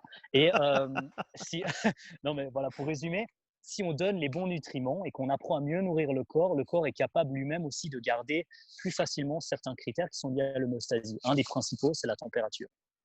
Homo sapiens sapiens, organisme homéotherme, là on n'est pas du tout dans la controverse, mais en pratique, rehausser la température, c'est possible. On pourrait aller dans des critères un peu plus spécifiques, un peu plus compliqués, un peu controversés aussi, si on parle de découplage mitochondriel, qui est une manière de fabriquer une forme de chaleur à la place de l'énergie. Donc, ce serait comme dire, on a un moteur de voiture qui gaspille beaucoup d'énergie. Pour une voiture, on se dit, c'est pas pratique du tout. Mais pour un organisme humain, si on produit une partie d'énergie, puis qu'une partie, on peut se permettre de la manifester sous forme de chaleur, ça nous permet de rester à 37 degrés. Et qu'est-ce que rester à 37 degrés nous permet? Probablement, on a moins de chances de tomber malade, on a un fonctionnement euthyroïdien, donc fonctionnement thyroïdien normal. Et puis, globalement, on devrait avoir une meilleure capacité de récupération. Et puis, c'est aussi bête que ce que je vais dire, mais ne pas avoir froid, c'est aussi un truc assez cool, quoi. Parce qu'avoir froid aux mains, froid aux pieds, c'est un classique pour tellement de personnes qu'on n'ose pas parler d'hypothyroïdie, on parle d'hypothyroïdie subclinique. De nouveau, à cause de quoi? Probablement parce qu'on parle de bilan sanguin avec des valeurs qu'on appelle des valeurs de gold standard. On va mesurer la TSH, bien sûr, pour la thyroïde, pour ceux qui sont un peu familiers avec l'endocrinologie. Et on oublie de mesurer peut-être d'autres choses dans un premier temps, par exemple au bilan sanguin. Mais on peut mesurer, et ça, ce sont des données qui sont aussi validées, peut-être pas de 2019 parce que je n'avais pas beaucoup de travaux là-dessus, mais sur le réflexe du tendon d'Achille, sur la température, par exemple le Broda-Barnes ou Barnes, je ne sais pas comment on dit, des années 1960. C'est très clair que si la température chute et les réflexes au niveau musculaire sont ralentis, il y a un fonctionnement thyroïdien qui est moins important. C'est un reflet de la capacité, quelque part, de refaire nos réserves énergétiques au niveau du corps. Et rien que pour tous ceux qui parlent de muscles assez volontiers, le fait de revenir à un état de repos, c'est ça qui coûte de l'énergie. L'inverse étant la rigidité cadavérique. Ce qui coûte de l'énergie, en fait, c'est se détendre. On se dit c'est la contraction, alors bien sûr, mais en fait, c'est l'équilibre entre la capacité à se contracter, à revenir rapidement à un état de repos. Et tout ça, c'est lié à la thyroïde. Et c'est quelque chose qui ne date pas d'hier. C'est quelque chose qui est très bien connu par les médecins aussi. Mais on a tendance à dire, voilà, monsieur, madame, vous êtes juste dans les normes de la TSH. Il n'y a pas de souci. Monsieur, madame, vous avez ça par rapport à votre cholestérol. Voilà, ça a évolué. OK, maintenant, c'est plus bas les normes. Donc, vous avez plus de chances, effectivement, d'avoir des statines, ce genre de choses. Est-ce que c'est ça? Est-ce que c'est un raccourci? Est-ce que ça l'est pas? Est-ce que c'est uniquement de la controverse? Je pense que là, on rentre dans le domaine, c'est compliqué et quelque part, j'ai pas le droit, légalement parlant, de trop en parler. Et donc, ce que j'ai pu avoir comme critère, parce que là, physiologiste de l'exercice, c'est beaucoup plus simple, votre température, votre fréquence cardiaque. On regarde ce que vous mangez d'un point de vue quantitatif, vous choisissez le type d'aliments, je vous donne quelques conseils et on obtient des choses assez folles. C'est qu'en fait, en rehaussant la température, il y a pas mal d'autres choses qui se passent dans le corps, qui s'améliorent.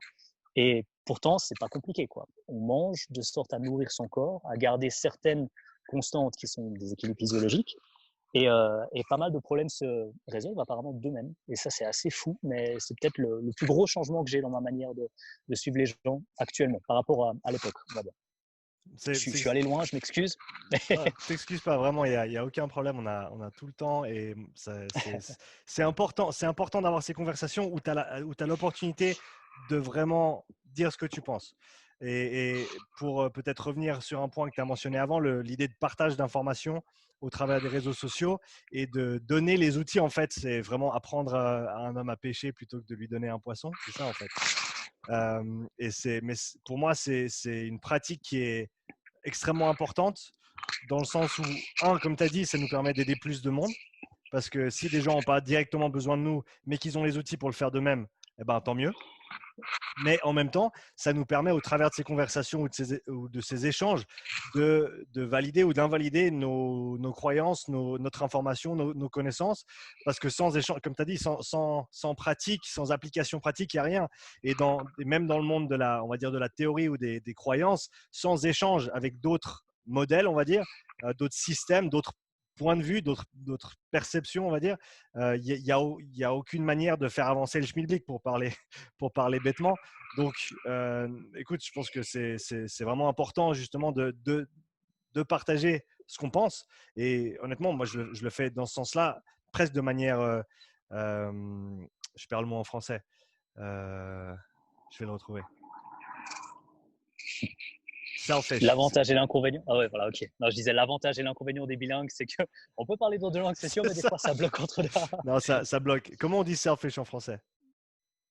Simplement, je dirais égoïste, mais je ne sais pas Égoïste. si c'est. Oui, c'est ça, c'est ça. Donc, de partager l'information de manière égoïste, parce que je sais que je vais avoir un retour positif ou négatif, mais qu'au moins, ça va faire avancer les choses, dans le sens où mon modèle, il n'est pas créé dans une chambre vide. Il est tout de suite soumis à des critiques et à des points de vue extérieurs, et ça me permet de me dire, OK, est-ce que je vais dans le bon sens ou pas? Et malheureusement, enfin, je pense que il faut un peu de mal aussi avec le bien, mais les critiques qu'on reçoit et que tu reçois très certainement avec toutes les informations que tu partages ne sont pas toujours très constructives. Voilà, ça fait pas nécessairement avancer les choses. Ça te fait un petit peu plus perdre de temps qu'autre chose, mais je pense que tu as quand même dû trouver des points positifs à partager toutes ces informations, sinon tu aurais arrêté de le faire. Ouais, tu as extrêmement bien résumé la chose. Je reprends juste un point que tu as dit il y a quelques instants avant de t'expliquer effectivement le type de retour que je reçois, mais je pense qu'au niveau de l'apprentissage, un des critères les plus importants, c'est ce qu'on appelle la proximité des feedbacks, justement. Donc, c'est si, pour un exemple très concret, on va à l'université, on passe un examen, et puis 6 mois plus tard, on reçoit le résultat de l'examen, ça va être dur de retenir les éventuelles erreurs qu'on a pu faire, parce que voilà, on peut revenir sur le truc, éventuellement avoir un corrigé ou autre, mais c'est plus dur que si on se dit, bon, j'ai touché la plaque, elle est chaude, j'enlève la main, ça c'est feedback direct, il n'y a pas plus direct.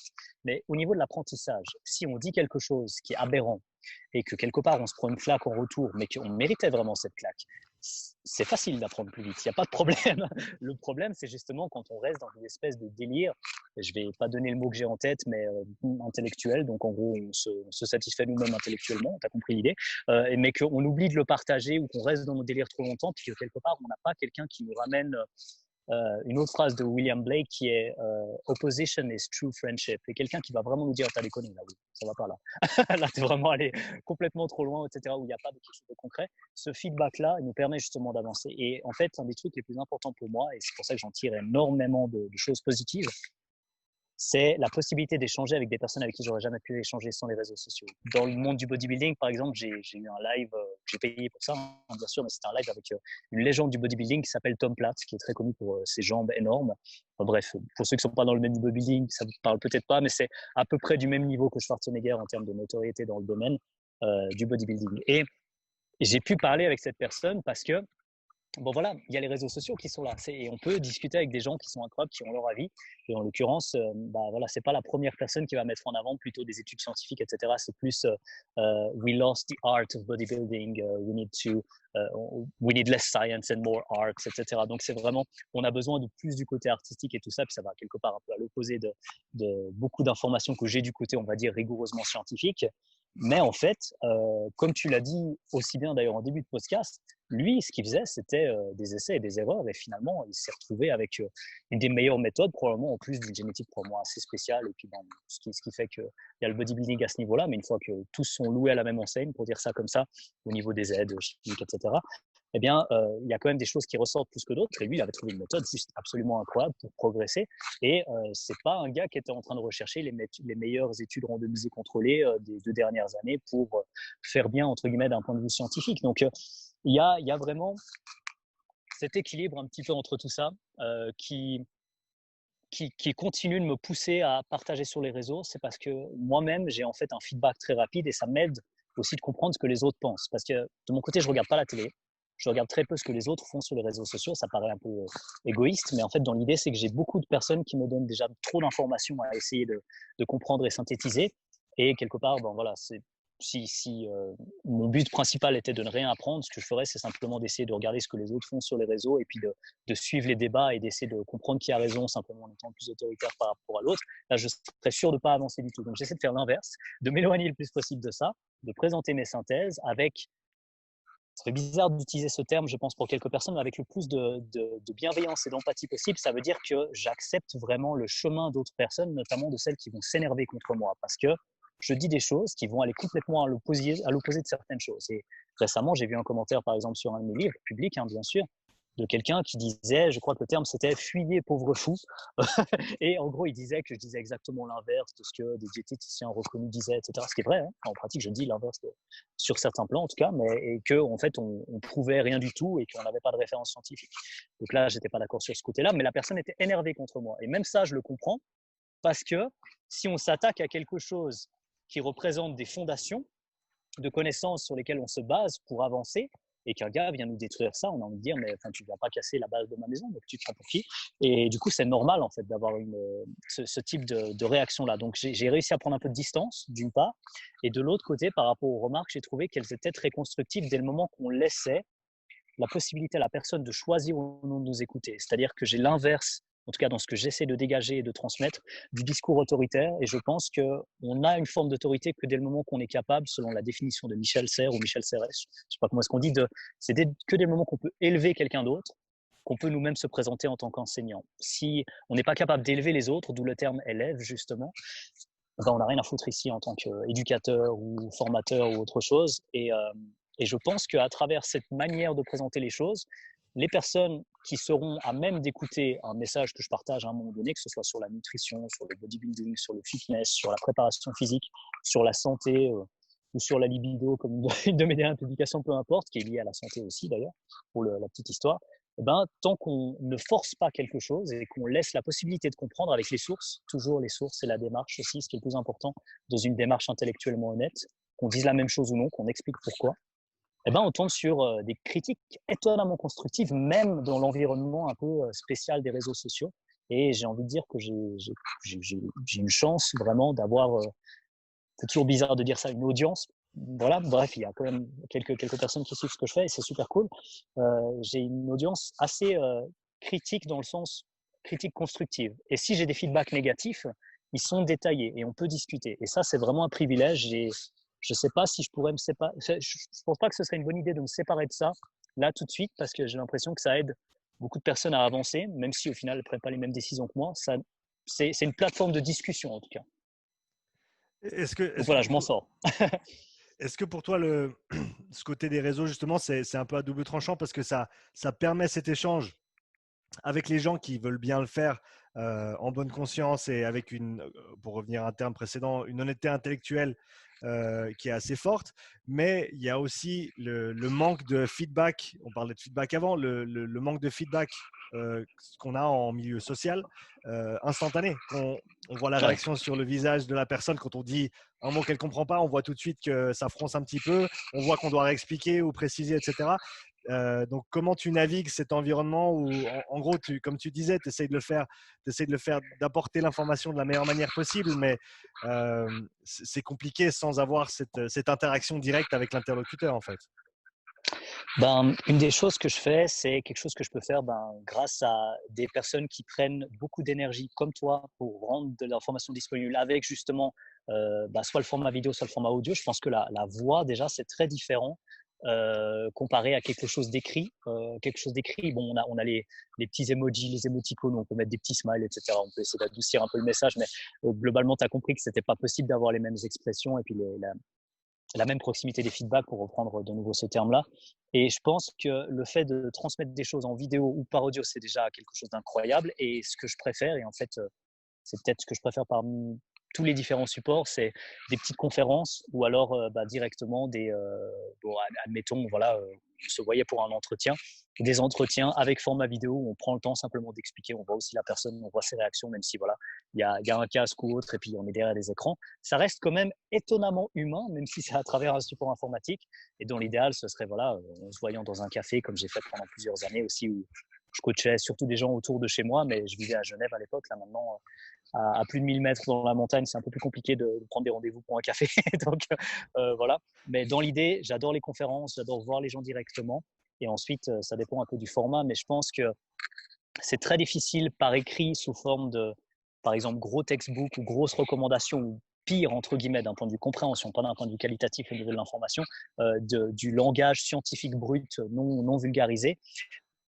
C'est très dur pour beaucoup de personnes de pouvoir suivre. Et donc, en fait, le jeu et le piège, c'est d'essayer de se positionner à plusieurs niveaux de compréhension pour présenter une information simple, sans perte de complexité. Donc, c'est un jeu que j'adore, mais qui est à double tranchant parce que je pense que si on prend n'importe quelle minute de mes vidéos puis qu'on les sort du contexte, je dis forcément quelque chose de faux parce qu'il n'y a pas toute la présentation qu'il met avant. Mais c'est ça qui est compliqué. Tout va vite sur les réseaux et essayer d'apporter quelque chose de pertinent et de concret, ça prend du temps. J'espère que tu me vois toujours. C'est indiqué batterie faible, mais j'ai encore 20%, donc on devrait pas. On a de la marge. Bref, c'était juste pour dire que voilà, je m'y retrouve, mais je pense que les supports, ou en tout cas la voix, ou une forme d'expression ou de feedback direct sur l'expression, ou le niveau de compréhension de la personne est absolument essentiel. Et ensuite, ça dépend des intentions, parce qu'il y a des gens qui cherche surtout à imposer un message. Et à mon avis, ça se caractérise assez facilement par l'emploi délibéré d'un jargon inapproprié, genre oui, moi je comprends, donc juste après le repas, vous avez votre hyperinsulinémie postprandiale. Quand on peut juste dire vous avez un petit coup de barre, vous ne vous sentez pas très bien après le repas, c'est la même chose, littéralement. Juste pas sortir des termes juste pour se la péter. Eh ben, on n'a pas du tout la même intention derrière, même si on ne s'en rend pas forcément compte. C'est une forme de c'est un ton condescendant, quoi, en fait. Et ça se ressent très bien chez les personnes qui essayent d'expliquer, de comprendre et d'être avec nous, qui est vraiment empathique au sens littéral du terme. Une écoute empathique, ça se ressent, ça se voit très facilement, mais c'est plus dur à l'écrit, même si on a cette intention-là. Et je pense que l'intérêt justement des vidéos, des podcasts, comme on fait là maintenant, c'est d'essayer de comprendre quelle est la nature de cette intention. Et je pense qu'on peut avoir beaucoup d'artifices, spécialement aujourd'hui, avec le marketing, etc., le montage vidéo, plein de choses, ce qui a ses avantages et ses inconvénients. Ça peut être très joli, mais ça peut être très joli alors qu'à la base, c'était juste nul et puis les intentions étaient nulles aussi. Mais lorsqu'on écoute des personnes pendant suffisamment d'heures à la suite, il y a un moment où on peut plus feinter. Et c'est ça qui est cool aussi, c'est que à un moment, on se rend compte que certaines personnes peuvent nous apporter certaines choses aussi parce qu'elles gardent justement cette honnêteté intellectuelle. Et puis il y a quelque chose, je pense, de parlant qui est plus d'un domaine que je suis pas capable d'expliquer, peut-être l'intuition, le ressenti, genre je le sens pas à ce gars-là. C'est con, mais même en tant que scientifique entre guillemets, c'est quelque chose auquel j'apporte aussi une importance très marquée. Et je pense pas qu'en écoutant quelqu'un pendant 3 heures, si la personne est vraiment mal intentionnée à un moment donné, on puisse se faire avoir facilement. C'est au bout d'un moment, il y a des trucs qui ressortent et c'est quand même assez clair. Donc je m'en sors et j'essaye de mixer un peu entre les deux, d'un produit très pratique, un mélange de IGTV, de YouTube, d'Instagram, avec des publications qu'on appelle en carousel, où en gros on va mettre plusieurs textes parce que tout est dans le visible et dans le rapide, donc il faut faire en sorte que les gens n'aient pas à lire la description, mais que tout soit sous leur téléphone, parce que sinon ça marche pas. Donc j'ai appris un peu ce genre de trucs aussi. On parle de digital marketing, on parle de tout ça, donc je me suis aussi un peu formé, hein, clairement. Et l'idée, c'est de faire un peu une espèce de compromis entre les deux, aller chercher des infos poussées, mais regarder surtout qu'elles puissent être utiles pour les gens et faciles à comprendre, sans pour autant amputer une partie de la réalité. Donc voilà mon jeu un peu quotidien, quoi, en gros. Est-ce que tu penses que les réseaux sociaux, de manière générale, ont contribué à la polarisation des différents points de vue, que ce soit au niveau politique, que ce soit au niveau, on parle de pratiques, quand on parle du fitness, on parle de nutrition, on parle de certains macronutriments, on parle de courants de pensée. Qu'est-ce que tu en penses? Euh, je pense, en anticipant un petit peu, que si tu poses la question, tu as déjà vu ce genre de tendance très souvent, et puis je peux que te confirmer que c'est quelque chose qui arrive et qui arrive très facilement. L'ironie, c'est que ce qu'on voit sur, bon, on a le droit de citer les réseaux sans problème, hein, sur Facebook, sur Instagram, mais aussi sur PubMed, étonnamment, quand on a un compte PubMed ou quand on a un compte ResearchGate, enfin ces plateformes de recherche pour les articles scientifiques, on va nous proposer des articles en fonction de nos dernières recherches. Alors, d'un point de vue, on essaie de trouver les informations de manière neutre, entre guillemets, pour essayer ensuite de se faire une idée des données. On est complètement faussé. Genre, on a une espèce d'équivalent de Facebook qui va un peu trier comme ça nos préférences, nos différents clics, nos différents likes, pour nous présenter quelque chose qui va, a priori, nous faire passer un peu plus de temps sur le moteur de recherche. C'est du délire, quoi. Donc, je ne sais pas si c'est ce qui est cherché derrière PubMed, j'espère pas et je pense pas. Mais il y a déjà une forme de filtre, il y a déjà une forme de… Alors, si ce n'est pas de la polarisation, c'est en tout cas caresser dans le sens du poil, dans l'idée. Et donc, on va faciliter ce qu'on appelle, en termes de biais, le biais de confirmation. Trouver des informations, en tout cas, qui sont dans un domaine qui nous intéresse. Admettons que pour trouver un truc intéressant au niveau du diabète, je tombe que sur des papiers qui suggèrent qu'il faut manger low carb et que je tombe jamais, par exemple, sur un papier qui parle aussi du diabète, mais qui suggère que diminuer, comme on en a parlé au début du podcast, les LPS, les lipopolysaccharides, ça peut avoir des effets intéressants sur l'amélioration du diabète, dans le sens amélioration du profil santé. Eh ben, j'ai aucune chance de tomber dessus. Bah oui, il y a diabète quelque part, mais je vais tomber que sur des gars qui nous disent bon, bah, c'est mieux de consommer moins de 50 grammes, ou moins de 30 grammes, ou moins de 40 grammes de glucides. Et on est déjà biaisé là-dessus. Et donc, si on revient sur le côté un peu plus peut-être simple des réseaux, bon, bah voilà, faites le test, amusez-vous, parlez tout à coup d'un truc devant votre téléphone et regardez quand ça apparaît sous forme de publicité chez vous, quoi. Il y a des informations qui circulent, c'est assez drôle. C'est drôle et c'est triste, ça dépend de la manière dont vous voyez ça. Mais en tout cas, clairement, ça ne nous aide pas à faire la part des choses de manière quelque part objective et raisonnable. Mais dès le moment qu'on est au courant de ça, on peut essayer de naviguer un petit peu autour. Mais c'est compliqué. Et puis, on voit beaucoup de… Je pense qu'il y a aussi un gros truc au niveau de… Par exemple, ce qu'on trouve dans les fanatiques, par exemple, donc fan en football, par exemple, ça peut être l'abréviation de fanatique, hein, tout simplement. Ça dépend jusqu'où on va en termes de qualité d'un supporter, en mauvaise traduction de l'anglais.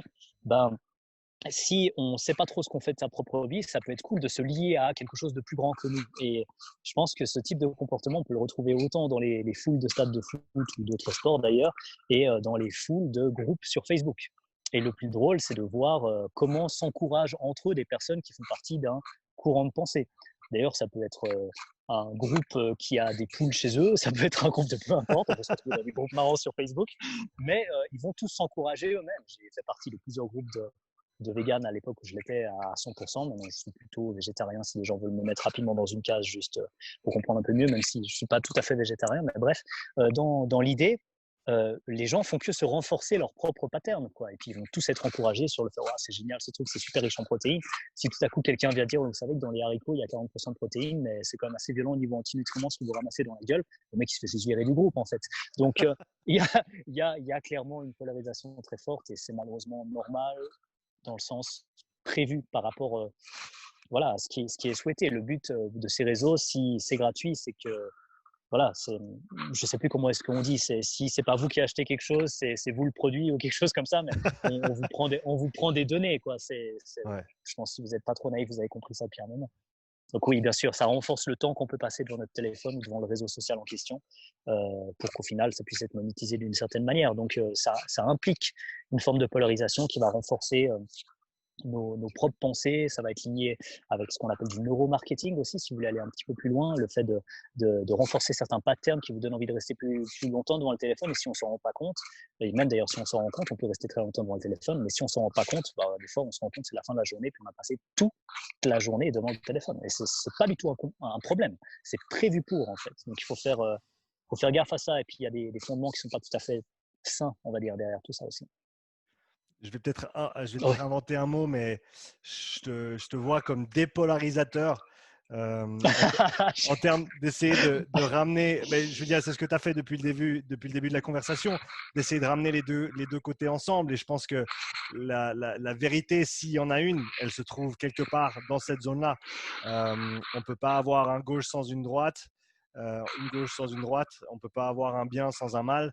Et je veux dire, sans partir dans les philosophies de l'Est, on va dire, il faut les deux versants de chaque chose, une pièce à deux côtés. Enfin, je veux dire, on peut y aller Bien sûr. toute la nuit comme ça. Qu'est-ce que tu conseillerais à certaines personnes qui ont cette ambition de peut-être essayer de trouver un plus juste milieu, pas nécessairement le juste milieu, parce que je pense qu'il n'y en aura jamais un seul et unique. Mais par exemple, qu'est-ce que toi tu fais pour justement essayer de te détacher un petit peu de cette polarisation qui est un petit peu inclus dans le cadeau qu'est cet appareil, quoi. Alors, c'est étonnamment simple, mais comme c'est une réponse simple, ça va impliquer quelque chose qui va vous demander pas mal d'efforts. Donc là, je dis vous pour m'adresser à tout le monde, c'est que chaque fois que vous avez une idée, allez vérifier l'alternative. quitte à ce qu'elle soit complètement opposée. Donc ça veut dire, vous vous dites, là je rentre exprès dans la controverse parce que sinon peut-être certains iront jamais voir par exemple une alternative au modèle cellulaire actuel.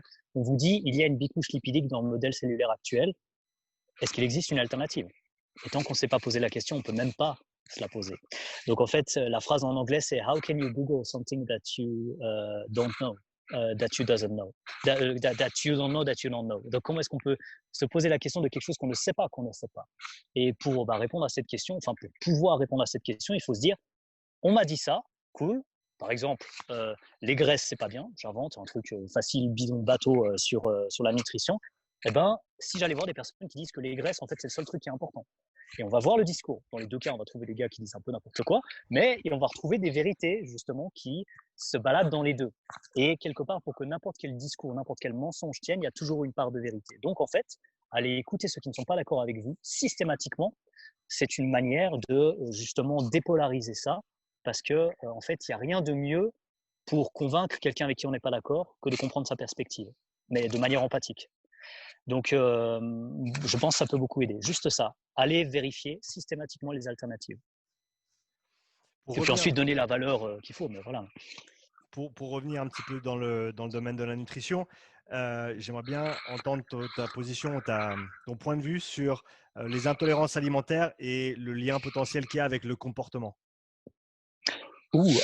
Alors, je vais commencer par le plus extrême parce que c'est le plus drôle, je pense. Là, c'est vraiment le terme approprié. Par exemple, si vous êtes infecté par la toxoplasmose, qui est un parasite, ça va changer votre comportement. Donc, il y a un parasite qui a ces capacités complètement dingues d'altérer le comportement d'une personne.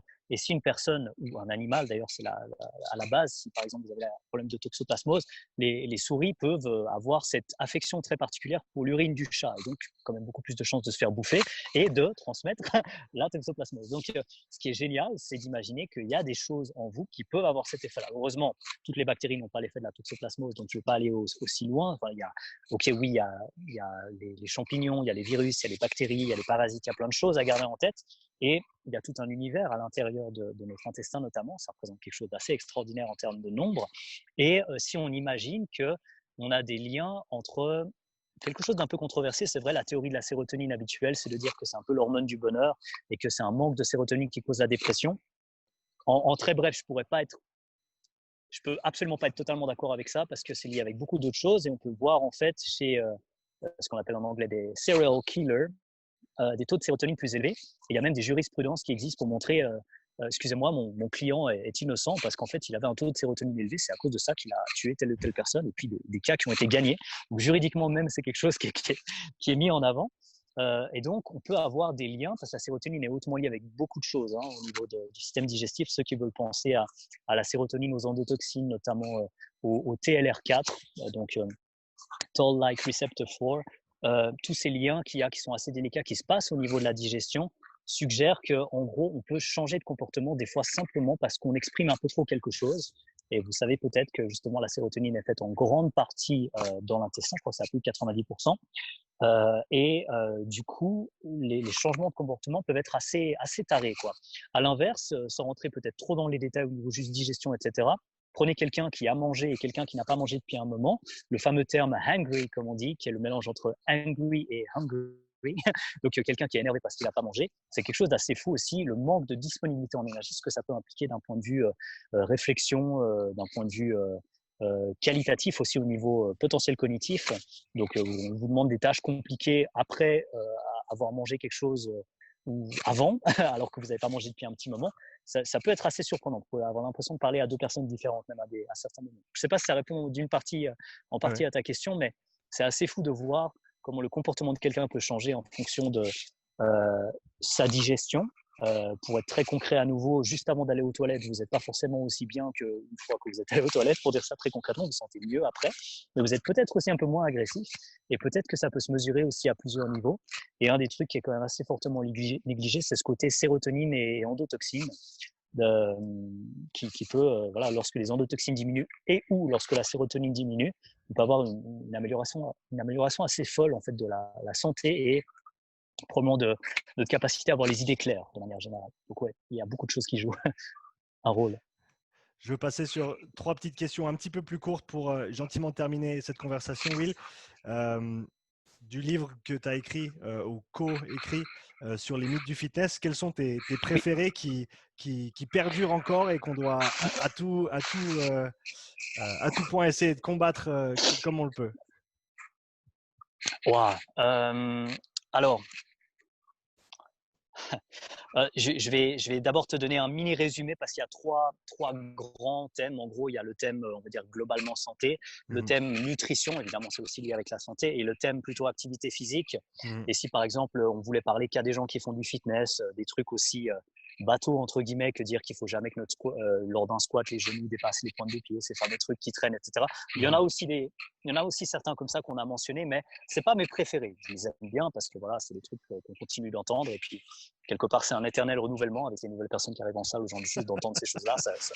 Ça ne part pas. Donc, vous en aurez pour votre argent, entre guillemets, de ce côté-là, si vous avez cette partie-là qui vous intéresse. Mais personnellement, mes préférés, c'est aussi ceux qui sont liés avec une controverse que je pense avoir amené, pas du tout dans le sens, c'est mon mérite, mais dans le monde francophone, c'est le côté essentiel des oméga 3, avec l'histoire qui vient derrière, la chronologie, et puis pourquoi peut-être ces huiles de poisson n'ont pas exactement le même rôle que ce qu'on pense comprendre lorsqu'on lit la littérature scientifique.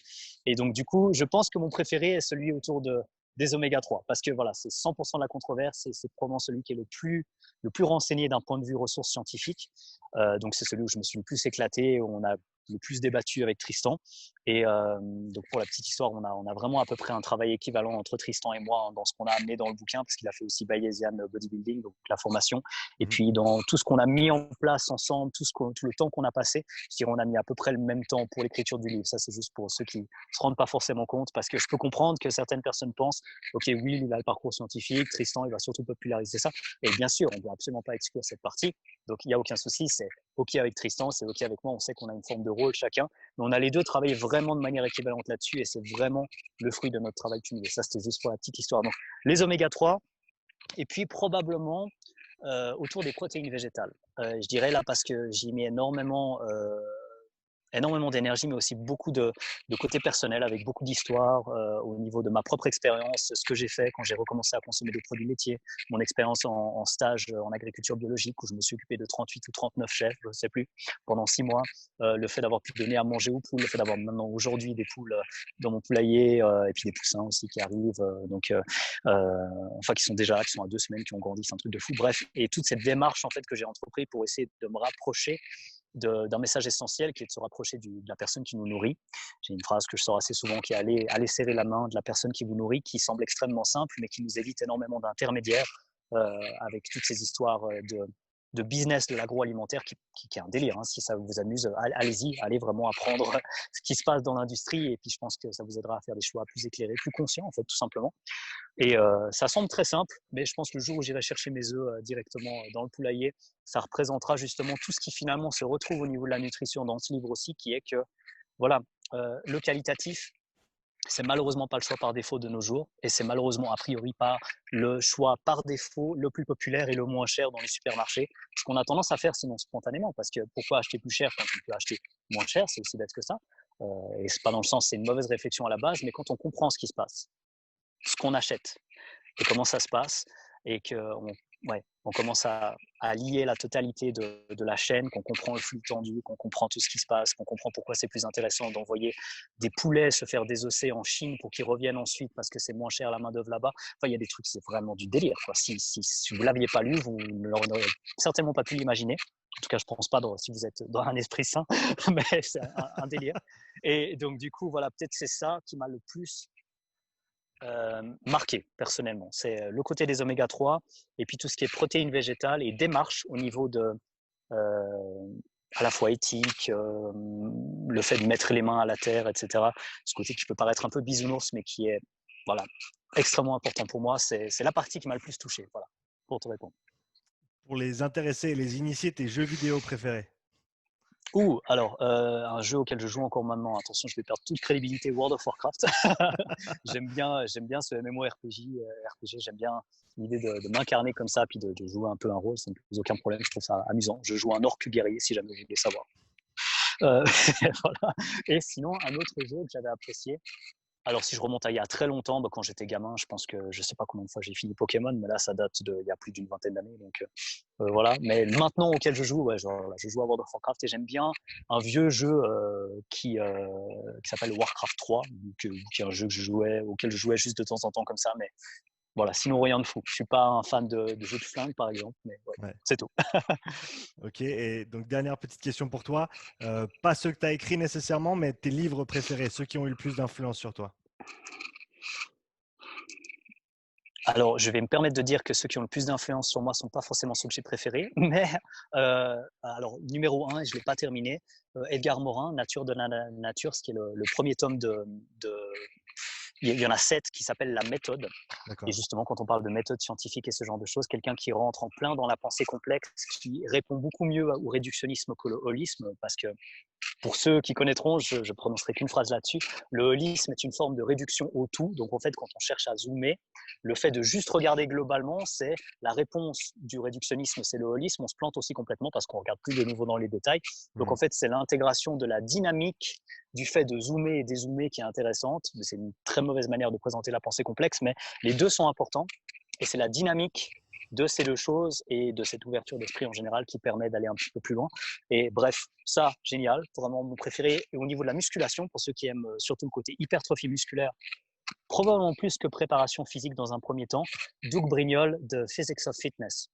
Absolument incroyable manière d'amener la biomécanique au service de la musculation, sans quelque part les biais qu'on pourrait avoir dans le côté préparateur physique qui est bien sûr lié d'une certaine manière avec la performance finalement d'un sport. Là, l'idée, c'est vraiment comment optimiser le développement d'un muscle pour chaque personne. Et je pense que le livre le plus complet et le plus intéressant que j'ai pu lire de ce côté-là, c'est Doug Brignol de Physics of Fitness. Les deux bouquins que je recommanderais. Will, c'était un Très plaisir. perturbant, je préviens. Excuse. Non, non, il n'y a pas de souci. C'était un plaisir de converser avec toi aujourd'hui. Si les gens veulent en apprendre plus sur toi, te trouver sur les différents réseaux, où est-ce qu'on peut te trouver? C'était un énorme plaisir pour moi aussi. Je te remercie beaucoup pour cet échange. Et pour répondre à ta question, je pense que là où je suis et où je serai aussi par la suite le plus actif, c'est à la fois sur YouTube, donc Will Janssens tout simplement, et sur Instagram où j'ai un pseudo qui est Will-coach-u, ce qui fait un jeu de mots nul qui dit Will Coach You. Je vais peut-être vous coacher un jour, je ne sais pas. C'est aussi nul que ça, hein. Cherchez pas. J'ai une petite partie belge. Je dis pas ça contre les Belges, mais pour le fait que j'assume mon humour un peu belge. Et le dernier truc, le plus simple, c'est là où il y aura toujours tout, c'est willyhansons.ch. Là, il y aura aussi ma newsletter et c'est là que je partagerai peut-être des infos aussi un petit peu plus personnelles. Donc voilà, merci de m'avoir laissé dire ça. Ouais, merci à toi et j'espère qu'on aura l'occasion de refaire ça un de ces jours. Si tu le veux, de mon côté, avec grand plaisir. En tout cas, c'était génial. À bientôt. Super, à bientôt. Merci.